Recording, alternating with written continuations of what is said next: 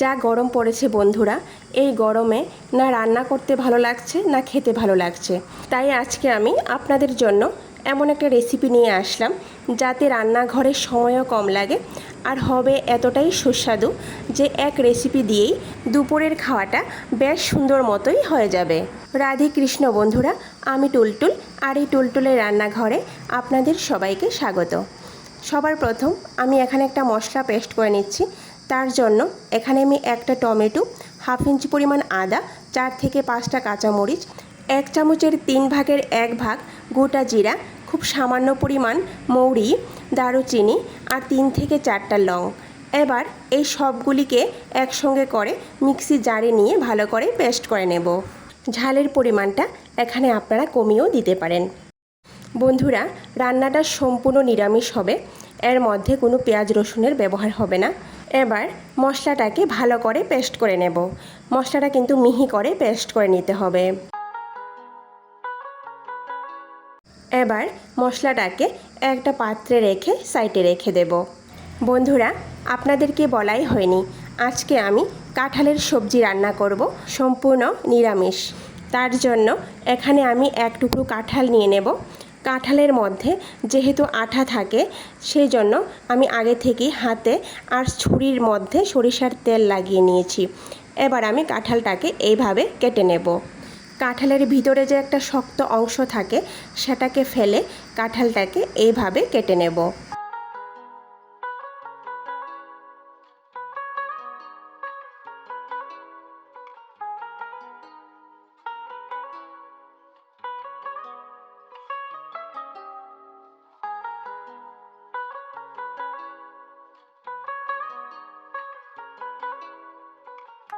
কাঁঠালটা কাটার পর দেখবেন সুতোর মতো কিছু অংশ থাকে, এইগুলিকে আমি ফেলে দেব। ফেলে বাকি অংশটাকে নিয়ে নেব।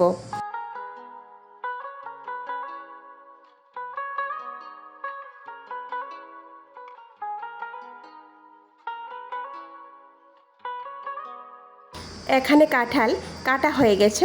এবার ভালো করে ধুয়ে নেব। ভালো করে ধোয়ার পর 1 গ্লাস পরিমাণ জল দিয়ে দেব। জলটা এমনভাবে দিতে হবে যাতে কাঁঠালটা সেদ্ধ হয়ে জলটা সম্পূর্ণ শুকিয়ে যায়। এবার সামান্য পরিমাণ নুন হলুদ দিয়ে কাঁঠালটাকে সেদ্ধ করে নেব। কাঁঠালটাকে সেদ্ধ করে একটা সাইডে রেখে দেব। অন্যদিকে চুলায় একটা প্যান বসিয়ে এর মধ্যে 1 বড় চামচ সরিষার তেল দিয়ে দেব। তেলটা গরম হওয়ার পর 1 চিমটি লবণ দিয়ে দেব। এখানে আমি 2টা মাঝারি আকারের আলুকে মাঝারি আকারের টুকরো করে কেটে নিয়েছি।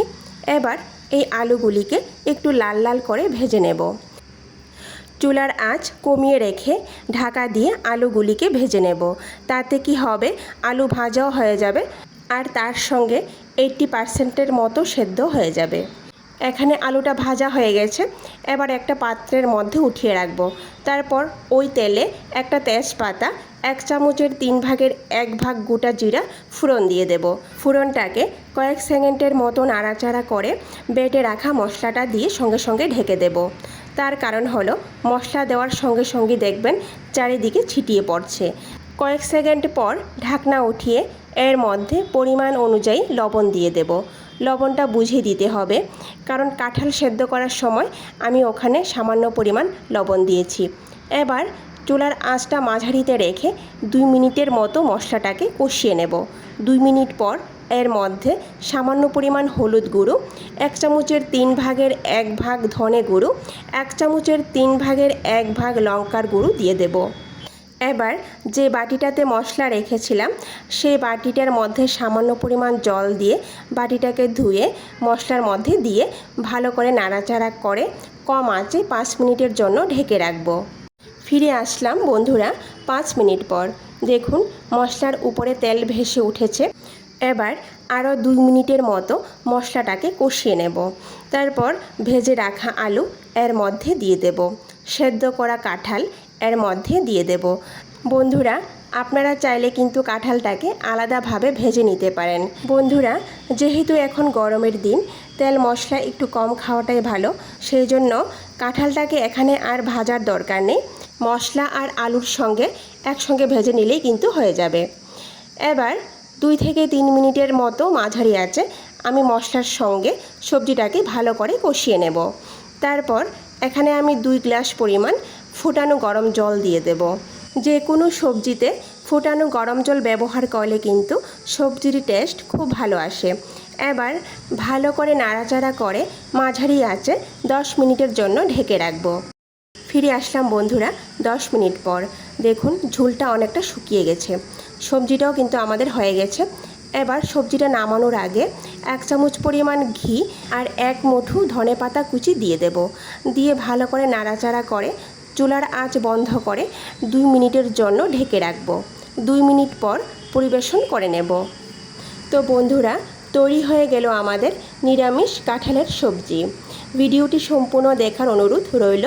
কেমন হয়েছে কমেন্ট করে নিশ্চয়ই জানাবেন। আর যদি ভালো লেগে থাকে তাহলে সবার শেষে লাইক, শেয়ার আর সাবস্ক্রাইব করে দেবেন। নমস্কার, আজকে এই পর্যন্তই। কথা হবে আবারও পরের ভিডিওতে।